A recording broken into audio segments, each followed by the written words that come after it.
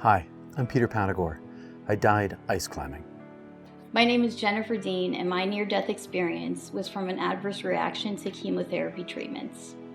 My name is Chris Batts. My near-death experience was my suicide attempt. My name is Sharon Milliman, and I died when I was struck by lightning. Some people fear death, others do not. But it's safe to say that almost all of us are curious about what happens after our heart clock takes its supposed final tick. The NDE, near-death experience, has over 10 million documented accounts in the United States alone. Here are just a few NDErs who tell their chronicle of what lies ahead.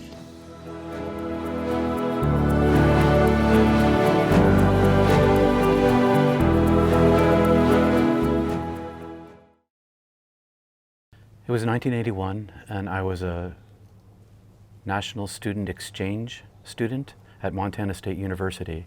I went down to the outing club and I found a tag outside the outing club of a man asking for a partner to go to Alberta and British Columbia for a 10-day ice climbing and snow caving trip. 8 days snow caving, 1 day ice climbing. So we met, we found that we had complementary skills, we geared ourselves up, and we left. The thing that made our climb so difficult was that I only had one ice axe instead of two. I had a hammer in one hand and an axe in the other. Ice climbing is not like backpacking. Backpacking, you can go back down the trail if things look tough. But ice climbing, you have to complete the climb and go to the rappel in order to get off. You can't go back down the way you came up. And so for hours before we reached our destination, we knew the kind of trouble that we were in. So we're sitting on the top of the climb and hypothermia begins. We get the physical shakes, we shiver. We shiver so that every muscle, large and small, contracts, feels like in opposite situations. And so I'm shaken and my jaw is clattering, and the sweat that's touching my skin is now freezing. I'm beginning to freeze. And we knew the situation was desperate. My feet were frozen blocks of ice. I couldn't bend my toes. I still can't feel my big toe. There came this moment when I realized I was not going to get out of this. And then I began to fall asleep. And I would fall asleep, which is last stages. I'd fall asleep, I'd collapse, I'd be unconscious, I would black out, I'd fall down and hit the ledge I was standing on, helmeted head, wake up because of the crash, stand back up, pull myself up, pull the rope, repeat. I don't know how many times. And then I stood up this time. And as I stood up this last time, my peripheral vision had a big black circle around it, and like a spotlight. And it just collapsed. And I watched it, I looked around, and as I looked around, it followed my vision. So I knew it was in my head, and it just, until it was gone. And as it blacked out, I thought, oh, I'm falling asleep. Well, this is weird, I've never seen this before. I must be passing out. And when it went black, I didn't pass out. I didn't black out. I was in darkness, but I was conscious in darkness, and all of my pain was gone. And in my vision in front of me, where the mountain had been, when I'd been standing, it just felt like it looked like it opened up for me into this vast darkness, this vast horizon, far as I could see. And I could see that it was darkness. I could see this darkness extending sort of from my peripheral vision outward into infinity. And I remember wondering, what is this? And way, way far in the furthest distance was a little pinprick, like a pinprick through a piece of paper with light behind it. And suddenly there was a bit of light in the middle of this darkness, and that light came rushing toward me at incredible speed, faster than the distance it could have covered, the speed of light. It was so far away and came so fast, and as it came toward me, it expanded and got bigger and bigger and bigger and bigger proportionally, and it was almost at the snap of a fingers. It was right on me, and it communicated to me telepathically. I heard it inside of myself, and it said to me without language, "I'm taking you." And I thought, "You're not taking me." And I took all of my willpower that I had strengthened myself with, or was strengthened by through the night, and I put it up as a shield, and it just reached right through and took me, plucked me right out. And in the moment of the plucking, I had this overwhelming sense of all power, all powerful. And it just took me.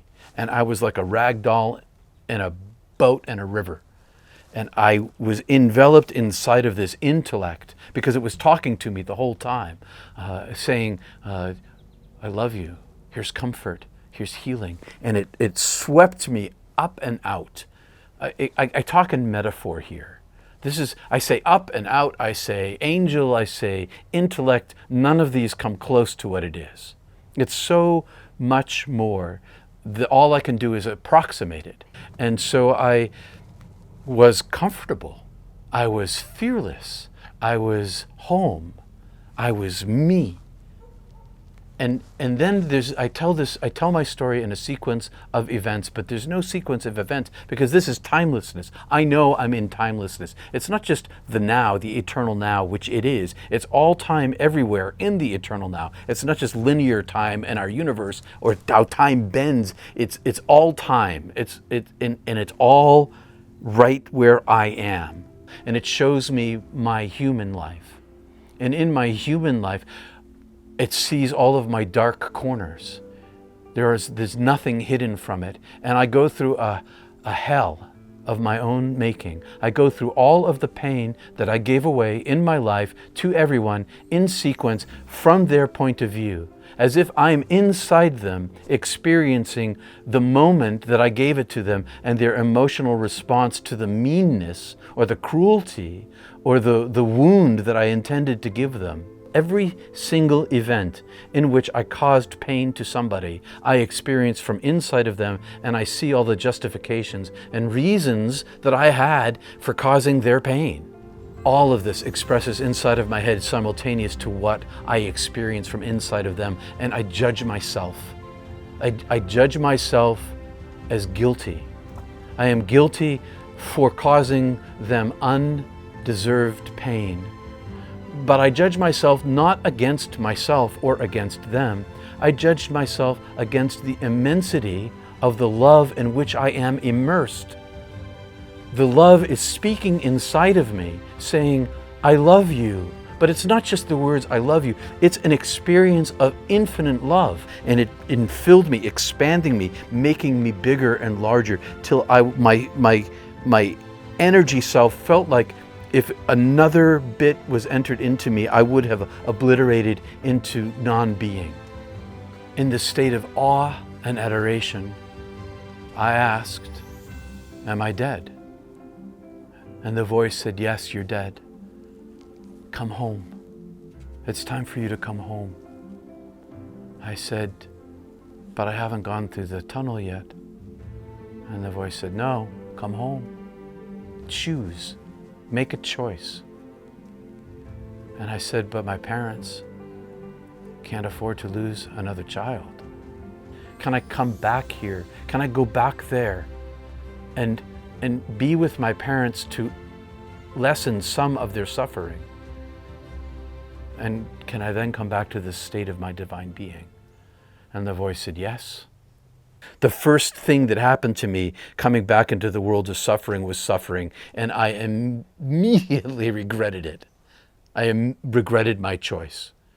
And as my brain came back online, I began to hear and I began to hear noise and sound, and eventually it becomes screaming and yelling and shouting, and this thing I'm inside of, which I don't understand, begins to move, and my eyes open, and I begin to see, and I don't understand seeing or where I am or who I am or what I am. I have no understanding of what's going on except for pain. All I know is pain, and I get pulled, and I begin to stand up, and it's Tim, and he's shouting at me and yanking at me and trying to drag me up, and he's yelling, and I begin to understand what he's saying. He's like, "You were dead, you were dead, you were dead.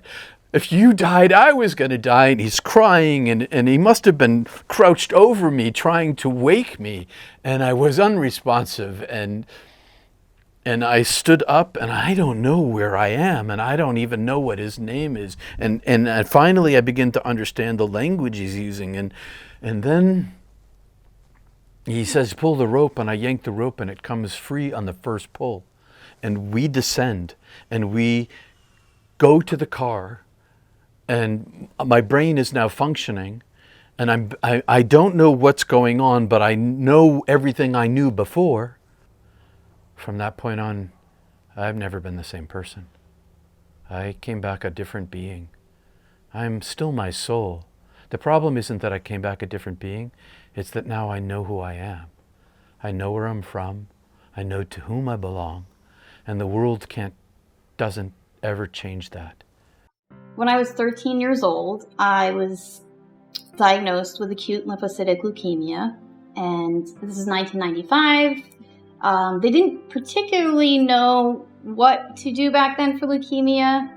My parents were literally told that they knew more about leukemia in cats.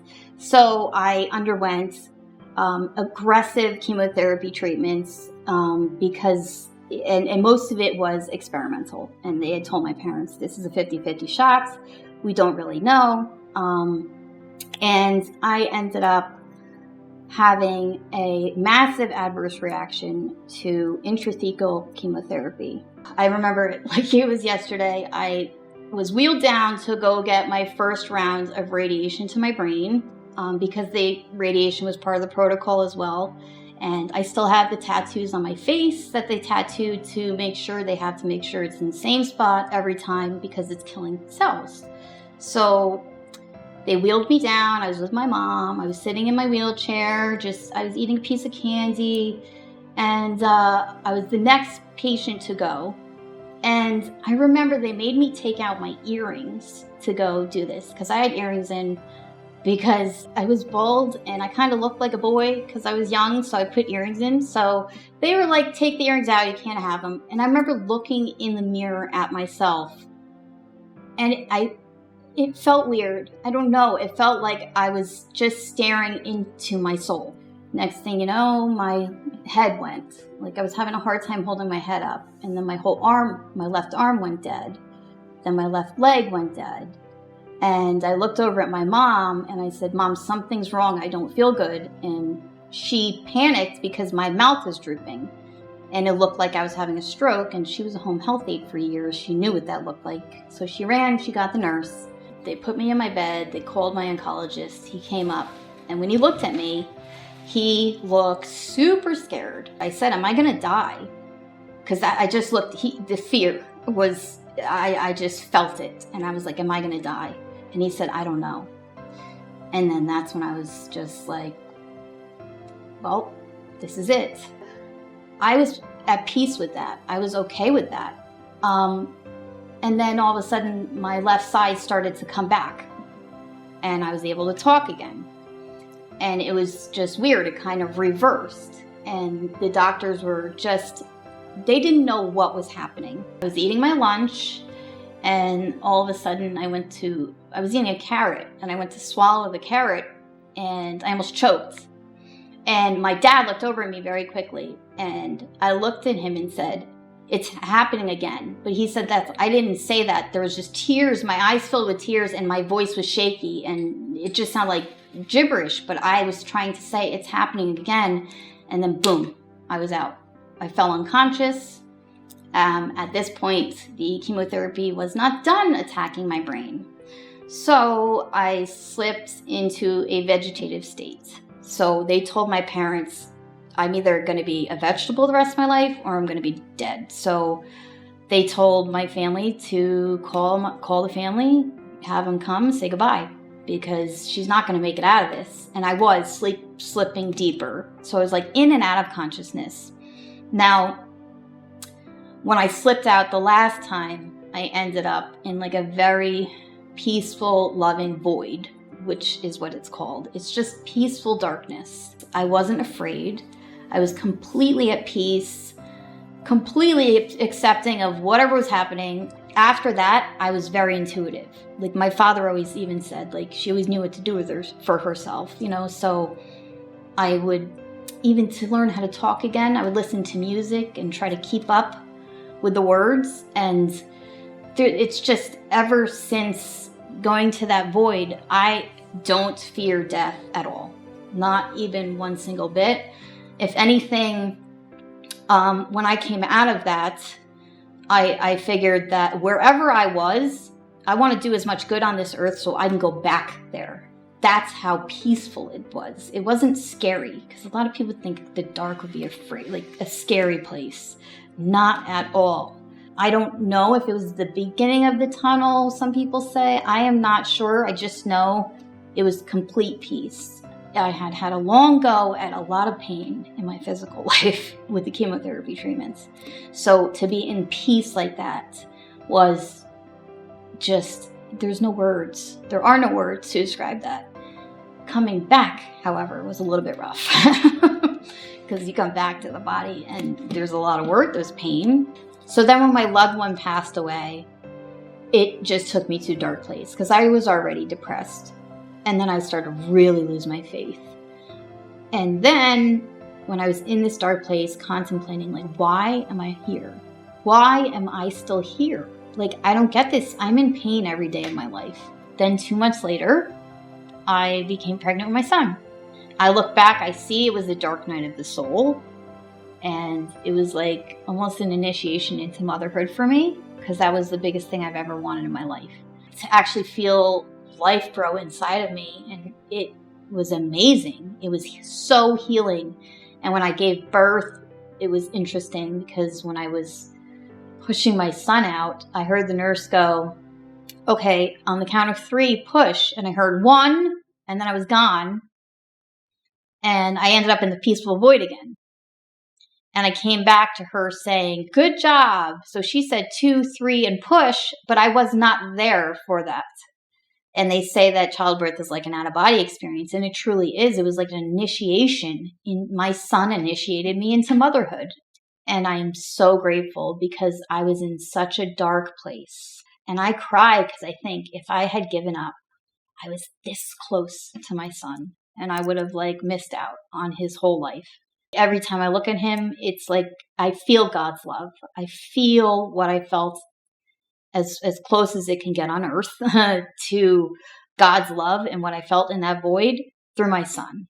Everything all started when I was 6 months old. My mom was on her way to a modeling career, and this is what my grandma told me. So she was on her way to being a model. She was going to do something, like she was going to do a lot of things. She got pregnant by a guy that she met, and they had me. So I guess I was like the mistake. Dad wasn't really around. He tried to kill me when my mom was pregnant, but he got sent to jail for selling drugs. So he was in prison for a while, like the first few years of my life. My mom, at 6 months old, I don't know if it was postpartum or what, but she felt that having a kid messed up her whole life. So she threw me in a neighborhood dumpster. So what ended up happening is the neighbor just so happened to be taking out her trash, and she heard a baby crying. Like, out of all the time she happened to take out her trash, and she says, oh my God. She digged through the trash can and said, I know this baby. She knew my mom. So my grandma was at church, so she calls my grandma's church and says, you need to come home because your grandson is in a dumpster.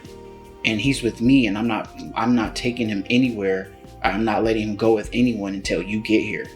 So my grandma came, and so, after that, they went to court. My grandma got custody of me. Judge told her she could never have me again. So I was with my grandma up until I was 4 years old.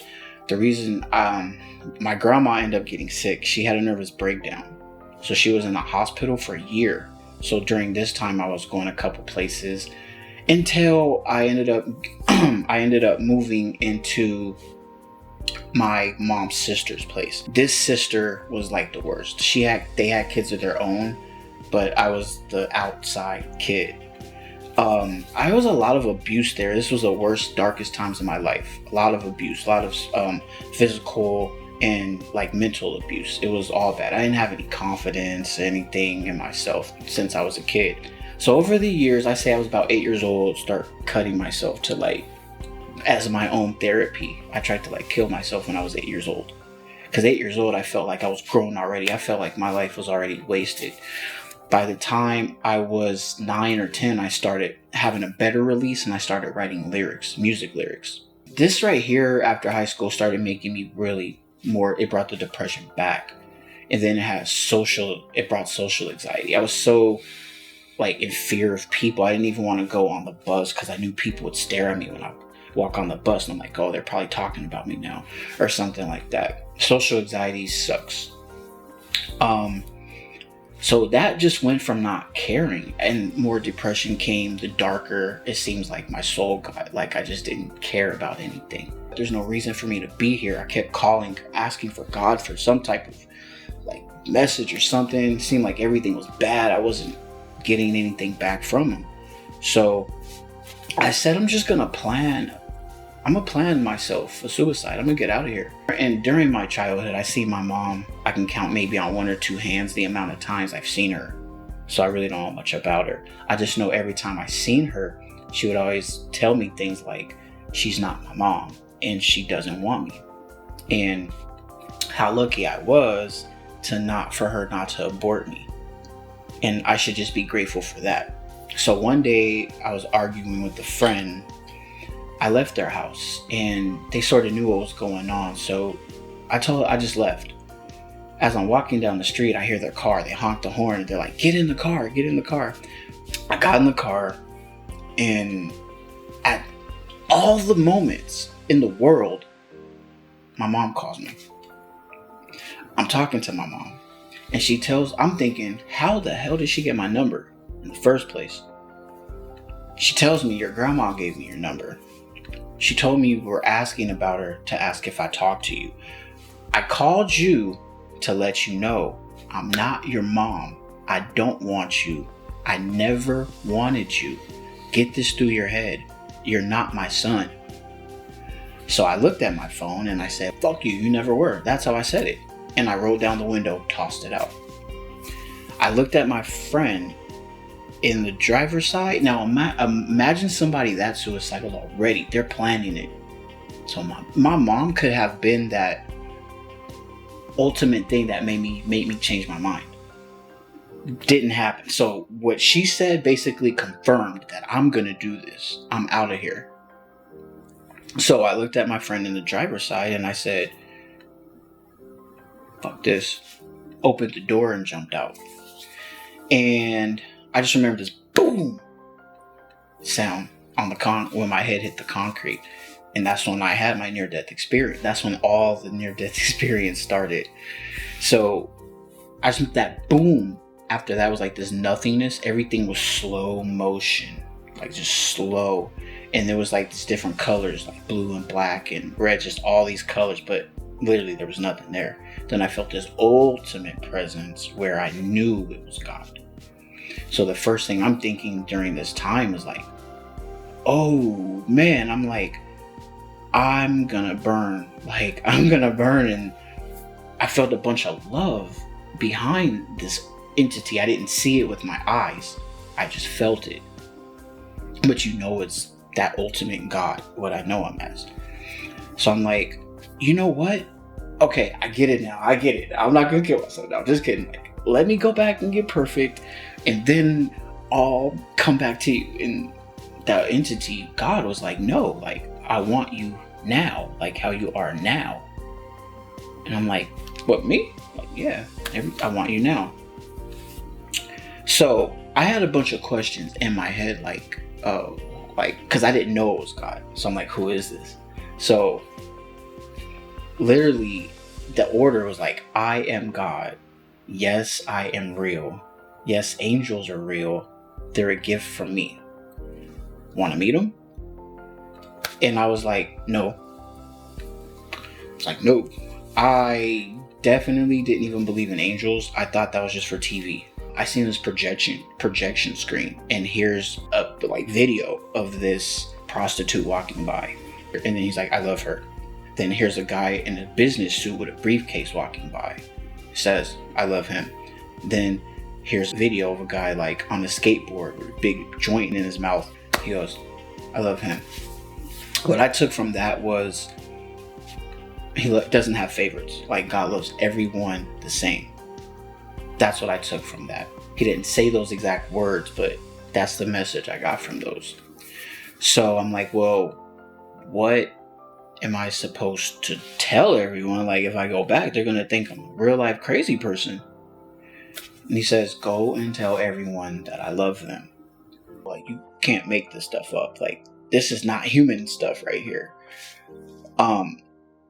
So I didn't see, I just felt him get like on a knee and give me a hug. The tightest hug, the most safest hug I've ever gotten. I didn't want it to end. I felt like I was more like at peace during this. Now I'm seeing angels. I see all these angels in groups. Now I didn't see God, but I seen these angels. I'm looking at them. There was 2 angels in particular that I, for some reason, was attached to right away. And they both grabbed one side of my arm, other grabbed the other side, and they're like, it's okay, don't be scared, we love you, you're gonna be okay. And then in the softest voice, he was like, you have so much to do for so many people. And I'm like who, me? I have so much to do for so many people. I look down, I see my body on the floor. I see the paramedics right here, and they're like, no, you need to realize stuff like this does happen. You're not gonna believe it. Like, you need to look again. So I look down again, and then like a camera, it zooms way close to my face. So I seen everything. Like, here's my body, here's my friend on their phone, separated way far apart from me. And then here's the paramedics here, and then there were so many like flashing lights, and I just remember that you have so much to do for so many people thing. I didn't understand any of it then, but I was like, I'll go back and do it, even though my life sucks anyway. So I said, okay, I'll go back, but snap of a finger, I guess I'm back in my body. Next thing, I woke up a couple of days later in the hospital, and as soon as I woke up, I'm in ICU, and all the nurses are just looking at me and start calling me miracle and saying how much of a miracle I was, and they thought I wasn't coming back. This happened in 2005, and I was sitting on the back steps behind my house, and it had started to rain. And the man I was married to at the time, he was an electrician, and he had just got home from work. And I was talking on a cordless phone, and I asked him if it was okay to sit underneath the roof on the stairs and be on the cordless phone in the rain, and he told me it was okay. So I continued talking, and after he went in, it was about 5 minutes later, and I heard a loud crack. Well, there was thunder in the distance, and then all of a sudden there was a loud crack. And I saw the lightning bolt come out of the sky, and it hit my right arm. And after it hit me, it traveled underneath the house, and it blew the transformer that was in front of our house. And I immediately felt the searing, burning, agonizing pain. And then I just kind of popped up out of my body, like peeling a banana, and I just peeled right up out of myself. And I went into my house. I didn't know I was dead.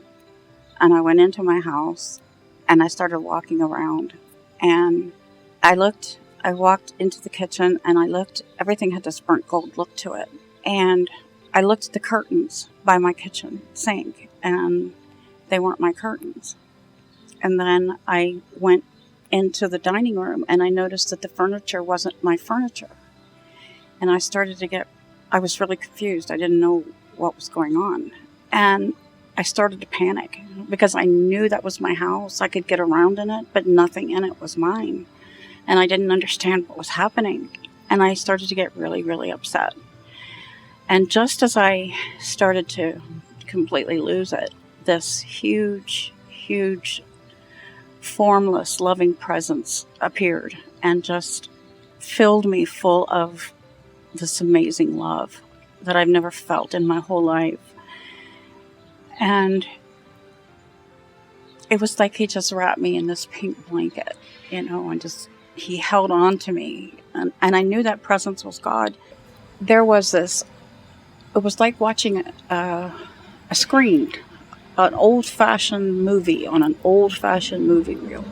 I saw my whole life and it was black and white, and it was really fast, and then it was over really quick. But it was everything from the time I was born until the day, that moment that I died. Well, I didn't know what to do with it. And it was just over that quick. And it was like, okay, something is missing. I don't know what it is.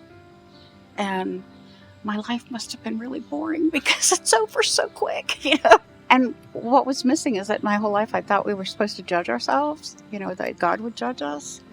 But he didn't. He just loved me. He didn't judge me at all. And I didn't judge me because I didn't know I was supposed to. And so it was just over so fast.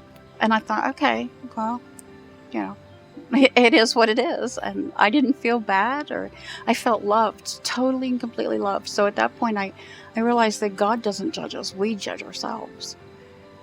And I didn't do that. And so there was nothing more. And so then after that was over, I heard a male voice. And he said, what you put out into the universe will come back to you. And I had never heard those words before. So I didn't know what that really meant. And I was just in awe of the beauty that I was seeing and the love that I was feeling and the acceptance. Had never felt that in my life. And it was so, I soaked it all up. So I started thinking about my parents, and I said, God, you made my parents. You are in my parents. So when I see my parents, I see you. He said, yeah, that's right. And I was like, oh golly. Well, then I started thinking about my children, and I said the same thing about them. You made them, you're in them, so when I see them, I see you. And then when I started thinking about people who had hurt me, who had very cruel, and I felt pain, and I said, but God, you made those people. You are in those people. So when I see those people, I see you. He doesn't make junk. He doesn't make mistakes. And I wasn't a mistake. He had a perfect reason for making me, and that he loved me. And, all of my adult life, I'd been told you're fat, you're ugly, you're stupid, you're this, you're that. And I was buying into it. And he didn't want me to believe that, because he doesn't see me that way. He doesn't see anybody that way. And so that's why he was telling me, I love you, and I don't make junk, and I don't make mistakes, and you're not junk, and you're not a mistake. And then once that was over, I was back in my body. And if there was a conversation about whether I was to stay or go, it probably wasn't a good one because I don't remember that part of it. But I came back to my body, and I was laying on the grass next to the stairs, and there were char marks on the concrete stairs. Near-death experiencers almost always have trauma, because the shock of dying is a scary thing. Human beings are afraid of dying. We're afraid of death. Well, one of the side effects of NDE that is a defining characteristic is none of us are afraid of death anymore. I can tell you stories that have been told to me.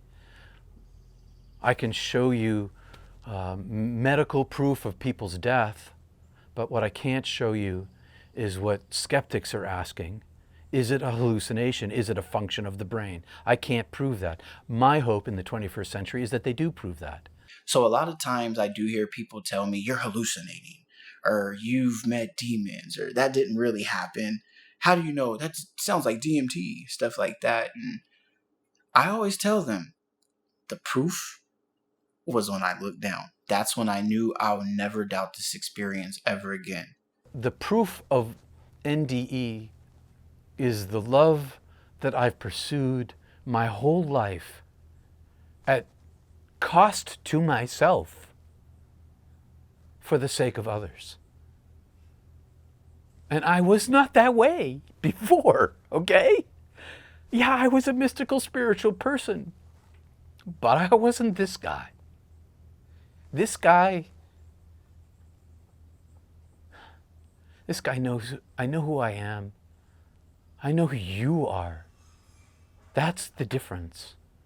Because when I look inside every single human being's eyes, I see the light. I also see whether they have a gate down and they hide the light, but I can't help but see the light. Proof of an NDE would be like, I know of a woman who had an experience. She had an NDE, and she left her body, and she saw a red shoe on top of the roof of the hospital. When she came back to her body, she told someone about this red shoe that she had seen on top of the building. And one of the hospital workers went to find out if there really was there, and it was in fact there. When you come back from these experiences, you have synchronicities, and there are after effects when you come back from these experiences, and hundreds of thousands of NDErs experience these after effects. If it wasn't real, if it was just a neurochemical reaction, we wouldn't have these after effects where your intuition is stronger. There was another instance where the woman was having she had a brain aneurysm, and an hour after she was put on anesthesia, very, very deep, she saw this instrument that looked, she described it as a, like the shape of an electric toothbrush. Well, the surgeon, when she came out of the surgery, she told the surgeon that she had seen this instrument. And he said, there's absolutely no way you could have seen that instrument, because that instrument was kept in a very sanitary, secure box and not even taken out until it was time to use it. And you had been under anesthesia for over an hour. The tens of millions of near-death experiences living in the United States today, as a result of medical science resurrecting, they say resuscitating, the dead, has created a community, a nation, a global nation of near-death experiencers. I can't say all of whom because I haven't talked to all of them, but all the ones I've spoken to come back with a singular message of love. Just because maybe one person or two people don't believe in near-death experiences does not make it that they're not real. They are absolutely real. Maybe we don't have the words or the science to explain it right now, but every good scientist has an open mind because we don't know everything yet. And why I was given a choice, I don't know. But I know that I was given a choice and I regretted it, because now I was an alien inside my body, and everything looked to me to be less than. Everything was black and white and two-dimensional, and eating was this most bizarre thing. On the drive home, we stopped and we had pizza, and I had to go into this illuminated place with all this plastic and all these people behind in plastic clothes, and then get a thing that I had to put in my mouth and consume it. I had to consume nothing. I had to consume nothing when I was dead. When I had my near-death experience, I don't feel like I was given a choice to come back. I just felt like I had to come back, especially because I saw my family look so scared and I knew they needed me.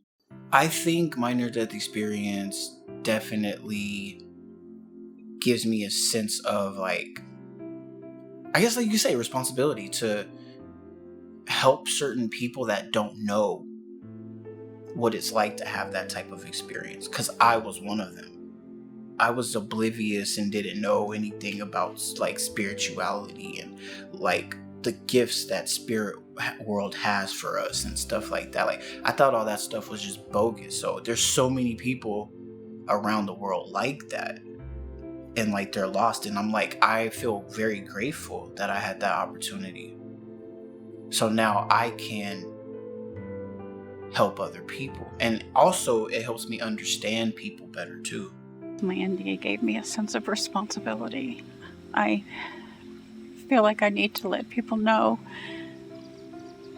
that God is real, that heaven is real, and that we're loved, and that we are so important to everything God created. Doesn't matter how little we might be in the vastness of all that He's created, the universe, multi-universes, and so on. We are so intricately important to everything He's created. I feel like having the near-death experience, I am responsible to help people to learn how to, like, live their life open-heartedly, so that they can experience, this blissful feeling of the light, because we all can experience it. You don't have to have a near-death experience. It's just the people who've had a near-death experience have been awakened to show other people how to live life open-heartedly. The NDE gave me an immense amount of responsibility. It's more than a sense of responsibility. It's a duty. It's a command. A lot of experiencers, motivational speakers, we do a lot of things. Understand, like, I do so much speaking, so much everything, like, for no credit, like, no, for free, everything like that, right? We do things for so many other people, and then sometimes it seems like we don't get that love back. But in actuality, you're chosen. So it's kind of like, I hate to say it, but it's kind of like your job now. You have to do it. Like, you work for God now, so it's your job. And eventually in time you will be rewarded and all of that, but the main point while you're doing it is to not expect anything. And I learned that. I had to learn, like, not to expect anything, to help people. And then once you don't expect something, you forget that you expect this stuff, and then stuff starts happening. I feel like every single person in this world has a purpose. If you're here, you have a purpose. You need to figure out what it is. And a lot of the times it's something that you're probably passionate about, that you should pursue that purpose to help someone else. I had doctors galore just come in to come see me. And my thoughts from that, just seeing that, I always thought to myself that I must be here to keep doctors' minds open. So I became a nurse. I am super grateful because I am aware that I dodged a major bullet. I could be trapped in my body right now. Not being able to talk to you, not being able to, walk around in the parks that I love in this area, or enjoy nature. And so I know how lucky I am, and that alone puts me in this, like, a bliss-filled bubble. Interestingly enough, I love sitting in the dark. It makes me feel like I'm back there. But I know beyond a shadow of a doubt that this is just a journey, and it's very short life. We think we have time, we don't. Forgiveness is important because it sets us free. If someone does something to you and you're hurting very deeply inside and you're holding anger, that anger is hurting you. It's not hurting the other person. The other person may be going on with their life as if nothing ever happened. So if you can find it in your heart to forgive them, then you are not being held prisoner. These people are not living rent-free in your mind and in your heart. So you're set free from that chain of whatever it was that caused that pain in you. So forgiveness really isn't about the other person. It's more about you. The hardest people to love are those who are cruel to you, or those who are just mean to you, or disregard your well-being, or are rude to you.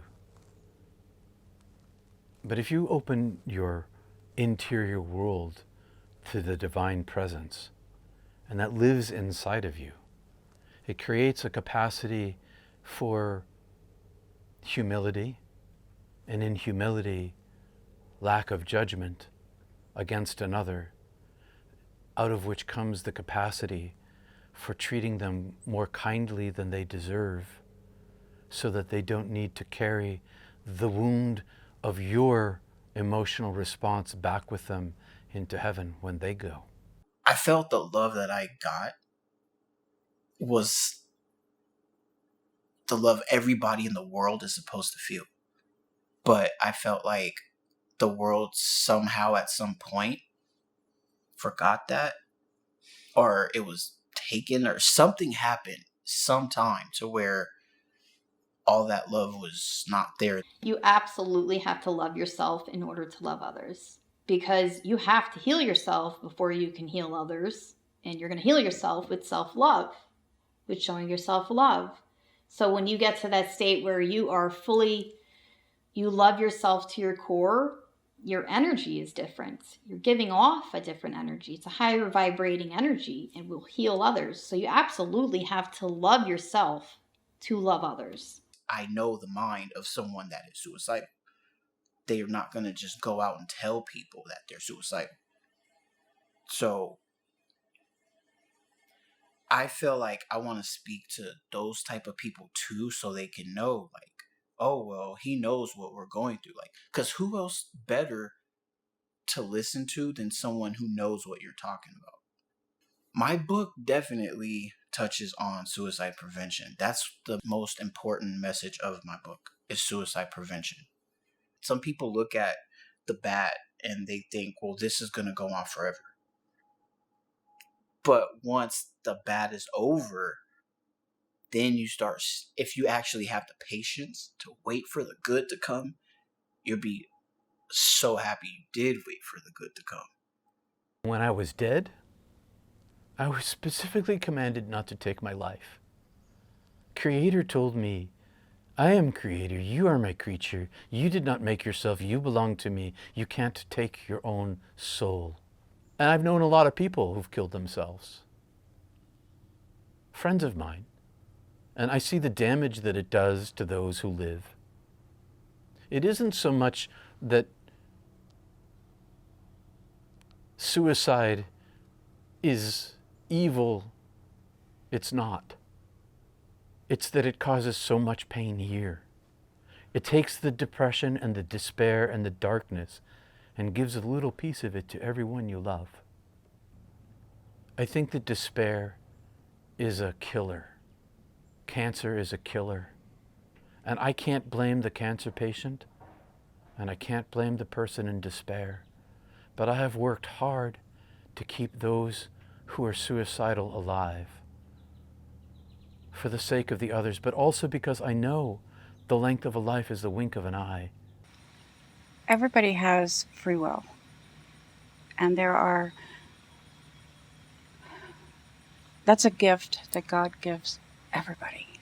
No strings attached. He's giving us the chance to make our own choices And with those choices come consequences.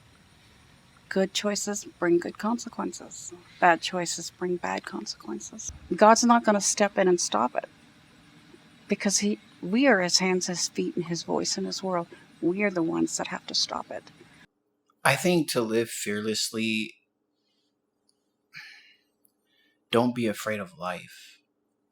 Like, don't be afraid to love. Don't be afraid. And a lot of people are afraid to love. They don't know how to react to love because there's so much hate in the world. So it's like, when someone shows you love, a lot of the times people aren't used to it. So they wonder, like, why are you doing this for me? Like, why am I feeling this love? They don't know how to react to it because they're afraid of it.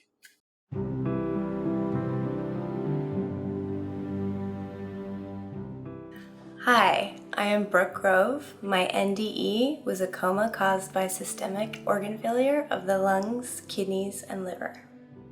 In December of 2010, I slipped into a coma after a long-standing series of misdiagnoses of autoimmune disease. I had been ill for approximately 7 years at this point.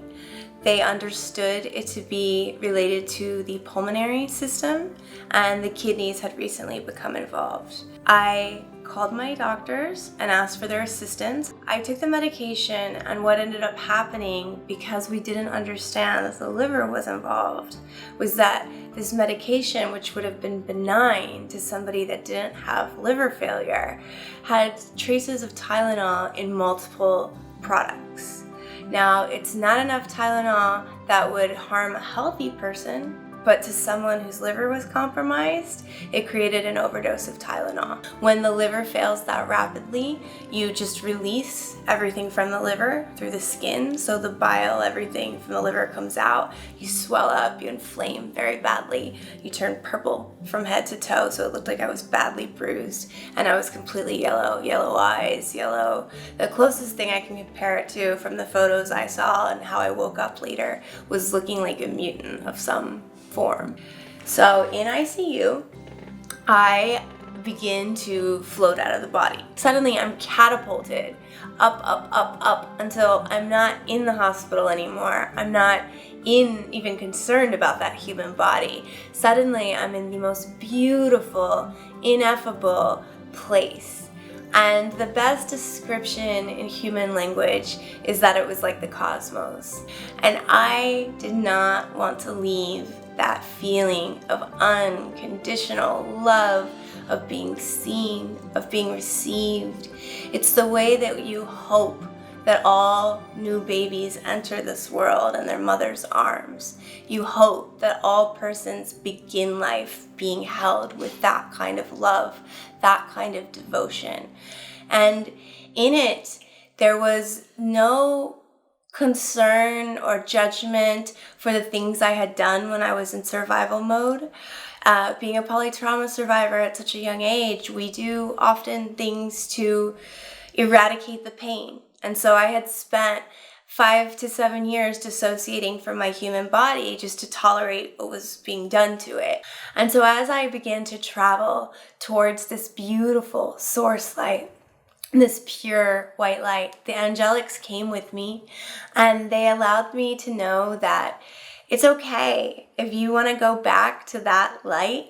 That light is where you're from. That light, you're a part of it. And their term for it is that you, humankind, are all fractals of source. You're all part of this light. This light's always been with you. This light has been inside of you. You can return to it, or you can choose to come back and you can finish the work you have to do in this incarnation. And for someone who had never felt such love and forgiveness, and forgiveness is a poor choice of words, acknowledgement that nothing I had done was wrong was more the way that it felt. In the human being here and now, it feels like forgiveness, but it was just that everything was okay. Everything was always all right. And so I didn't want to go. Why would I want to go back to a body and to a life that had only really known suffering? Now, mind you, I was 29 when my coma occurred, and the trauma began when I was 12. And then it manifested as physical disease at 23. So the better part of my life up until this point had been suffering, and profound suffering, not minor, in any form. And so I really wanted to go into the source light. And at the same time that I'm contemplating that, they say in the most beautiful way of inner knowing that is, again, it's so hard to put these things in words. They tell me that I am welcome to stay. However, my soul came here, my oversoul, for a mission that was quite significant, and it was in alignment with the mission of many, many others who are incarnated on this earth at this time, and that we were a team. I love fun. I have always loved fun. I've always been an outdoor athletic kind of person. I find the places that put me into the flow of the present moment are the most fun for me. So I ski in the trees, and I ski moguls at high speed, where I can shut off my thinking and only be in the physical. I love to sail, and I like to race sailboats where you have to be paying attention to everything that's going on at once. I like to bicycle, and because it brings me into the now. I love to read books. I read lots of books. I meditate. I practice yoga. I garden. I write. I spend time with family. For fun, I hang out with my 4-year-old Declan. He is my best friend. He is everything I've ever wished for and more. We like to go out in nature or go to the playground. We just kind of hang out. He is the apple of my eye. Like he blows me away. He's very intuitive too. But I like to read. I love to read the near-death experiences. I actually do enjoy reading them because it makes me feel more validated. I feel like I found my people. Like, yes, people get this. Like, it's kind of hard, you know, when I never talk about it to anybody else. People just look at me like, okay. For fun, what I usually do is make music. Still, occasionally, if I have time to, just watch stuff like on YouTube, or because I always watch YouTube. I don't know if I could plug that in there, but yeah, you watch a lot of YouTube. NDEs have different presentations or ways that they express themselves that, in my humble opinion, are in alignment with the truth of the individual. Being a recovering Catholic and an agnostic when I went into my NDE, had Jesus appeared, I probably would have woke up and been like, that was a bad dream. Because it's not a language I spoke or would receive easily. Obviously, that shifted as we have Mother Mary right here to our right. That said, everybody's so different. For me, it was very safe and very fitting to have something that looked like the cosmos and felt like the cosmos because I understood science. And so that was a language I could receive. Other people are devoutly religious. And so it's very normative and very comforting for them to be met by deities. So I believe that the NDE accounts, they share some archetypal similarities, the divine love, the non-judgment, the being shown aspects of your human incarnation. But at the same time, the way that it's presented, and what I love about how the NDE research and stories are expanding right now, is we're hearing so much more than the white light. You know, in the beginning, it was all the tunnel, the white light, but those were cardiac arrest patients that were being studied. And that's a very quick flat line and back. Now we're having persons like myself who were gone for 3.5 days. That's a considerable difference in what you're going to experience versus someone who might have just been under for, 20, 30 minutes or 5 minutes or an hour or, gone for that. So I do believe that the archetypal themes are consistent within NDEs. It's just how they express themselves are a reflection of the individual. NDEs are different for everybody because, and all of them are real and valid, because every one of us is very unique and individual. And so the NDEs are are geared towards the individual person. So if you were to have an NDE, it may be like mine or be similar to mine, but it won't be exact. Nobody's is exact. There are common threads. People come back and they're not afraid to die anymore. They've felt that love. Every single person has a spiritual team. You are guided and protected more than you will ever know. And you're loved more than you will ever know, or even be able to comprehend how loved you are. Like I said, the unconditional love that I felt in my near-death experience, I get through my son. That's the closest thing I could possibly describe the love. But the amount of love that God has for you your body can't house it. I don't know that I can scientifically or empirically prove the NDE to any skeptic, although there is tons of science now from persons that have really done empirical research to show that it's true that some experiencers recall what happens in the room. And there's a famous study where they move things in the room, and they then interview NDErs after and see who's able to say, hey, there was a red dot that kept moving around the ceiling. So there's tons of research on that. In fact, there's so much research now to prove that consciousness exists beyond death. It's almost a mute discussion. So anybody that wants to look at the science can look at that. But to a skeptic that's unwilling to just look at the science, my greatest proof as an individual is in the work that I do. Because I do occasionally get skeptics. They're some of my favorite clients. I learned that when we die, there really is no death, so there's no need to be afraid of it. We still go on. The part of you that makes you who you are still exists. All of that is so important. It's so beautiful, and we come here to experience all of that. And so we have to make it as beautiful as we can.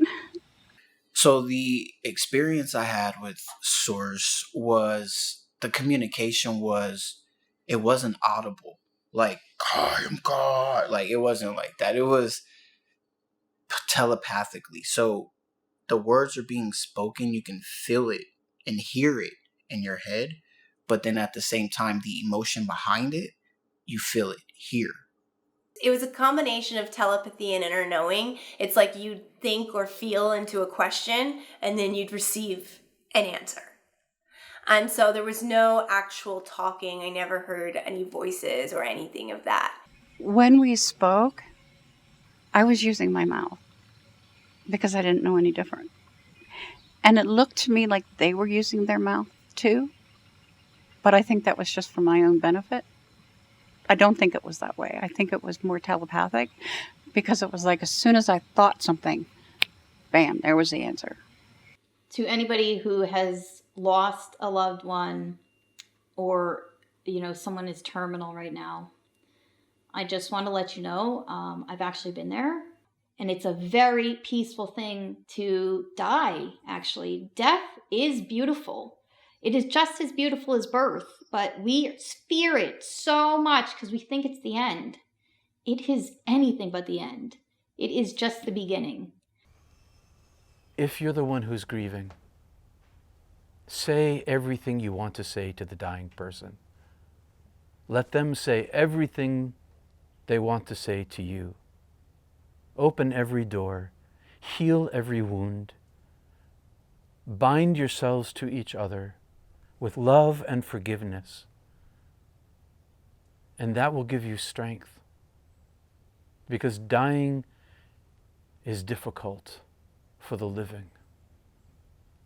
For those that have had someone pass on or are in the early stages of bereavement as they accept that a beloved is about to transition, the message I have for them is that it is entirely okay to be human, to grieve, to break down, to fall apart.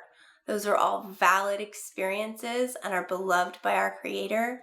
Yet when our beloveds do cross that rainbow bridge of light, they are held in the most beautiful way, and they are loved unconditionally, and you will in some form or another, be with them again.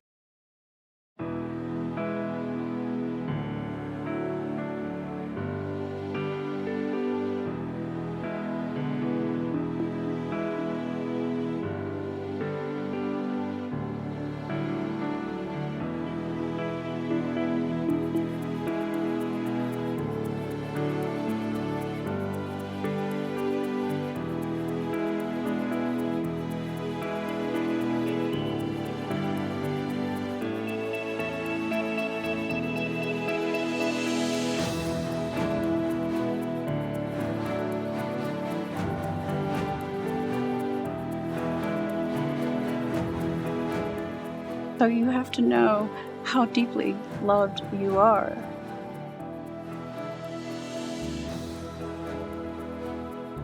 You're loved more than you will ever know, or even be able to comprehend how loved you are.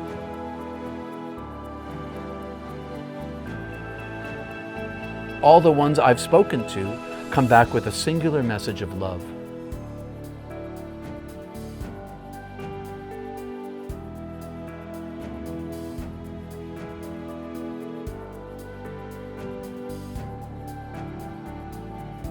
You hope that all persons begin life being held with that kind of love.